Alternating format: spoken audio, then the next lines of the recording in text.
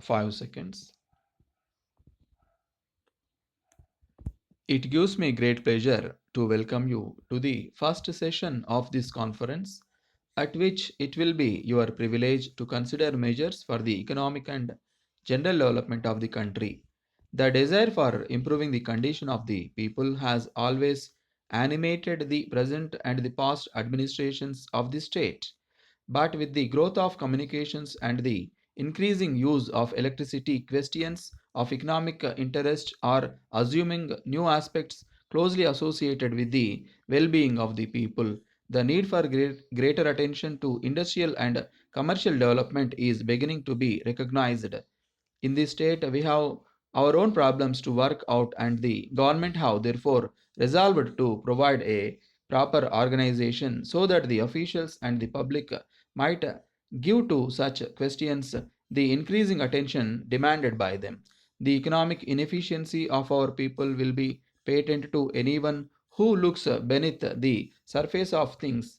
I will invite your attention to two or three facts. The number of workers in the community, particularly skilled workers, should be increased and other occupations multiplied. Agriculture, which is our present staple industry, should be practiced on more scientific lines. The cultivators should learn to estimate cost of production and should be taught the elementary mechanical trades which have relation to agriculture. Manufacturers and trade, the chief instruments for increasing wealth, should be especially encouraged. It is my desire that we must train skilled workers in textile and endeavor to provide ourselves with everyday wants. The first two measures are calculated to increase the income and develop the intelligence of the people. Education is the sovereign remedy for all economic ills. Much has been done by government in recent years by giving increased grants and to spread knowledge and awaken the intelligence of the people. To mark our sense of its importance, we have given the subject of education the first place in the general programs placed before you. In starting investigation into the economic condition of the state, we shall be practically inquiring into the causes of ignorance, poverty, and ill health. I have already referred to these calamities must exist in some degree in every country and at all times, but our object must be to minimize them. The times are changing. The progress of communication has annihilated distances and is causing competition in agriculture and manufactured products.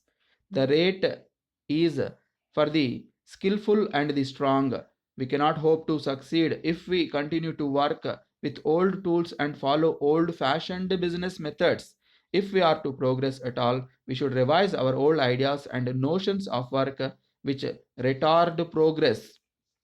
The subjects given in the notification are typical of the questions which will engage your attention, but they are by no means exhaustive. Some of the subjects will take years by before any appreciable result is achieved, but there are also many specific questions on which, after a few months' inquiry and perhaps after taking expert advice, immediate practical action should be possible. The conditions affecting economic progress in this state should be compared with those in other progressive countries, and the lessons drawn from such comparison should be spread till the public become familiar and learn to act on them. If the people are kept thinking and working in this way, some of them will become leaders and experts, and all who are interested in a subject will have the opportunity of forming should opinion on it.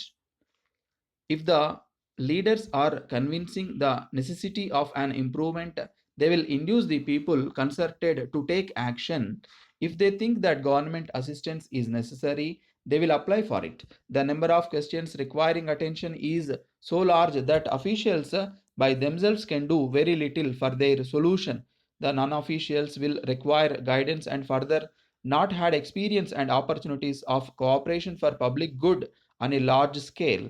This conference will bring officials and non officials together, and there will be committees and subcommittees formed to carry on its work throughout the year. The committees and officials connected with the new organization will spread useful information in the shape of bulletins from time to time. In this way, we shall gradually accumulate mass of statistics and descriptive literature of the highest value to the local economic student.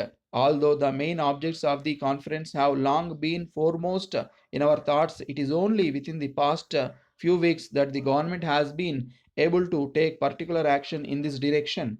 I am aware that many of you have not had sufficient time to study and inform your own opinions on the important subjects that will claim attention, but it is satisfactory that a beginning has been made, and I hope that before you separate, it may be possible to appoint the committees and to start actions with a practical working program for the coming year. Here is an opportunity for public work as to the necessity of which all parties and interests in the state are agreed. The political element of bitterness elsewhere has been entirely eliminated from the peaceful work of this useful organization. We want very earnest workers. It is our object to reach all people who desire to cooperate with us. Those who have business activities might give some of their spare time. Those who have brains might organize. Those who have money might contribute to the expenses of the movement. The aim we have in view, namely the economic security and vital efficiency of the people, must appeal to every right thinking person. We want no ornamental members. I hope everyone associated with you will work earnestly and persistently, and that your combined efforts will achieve some measure of progress calculated to be of lasting good to the country.